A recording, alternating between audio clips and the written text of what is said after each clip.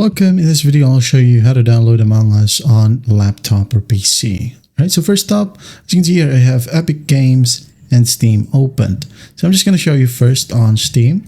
So just go ahead and use the search bar. If you don't have Steam, just go ahead and download it from your favorite browser, okay? Now go ahead and find Among Us. Hit on enter, and it will be available right here. Okay, click on it, purchase it, and once done, just hit on install. And after that, you're good to go. Now for Epic Games, it should be available as well. Just download Epic Games if you want to use this launcher and just find Among Us right here at the very top. Okay, tap it down, wait for it to load. It will be available right here.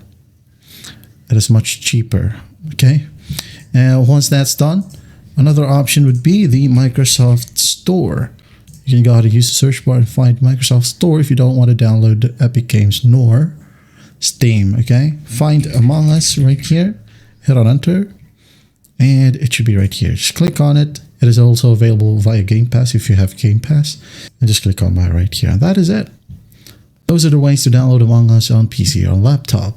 Well, I hope this video helps, and I'll see you in the next one.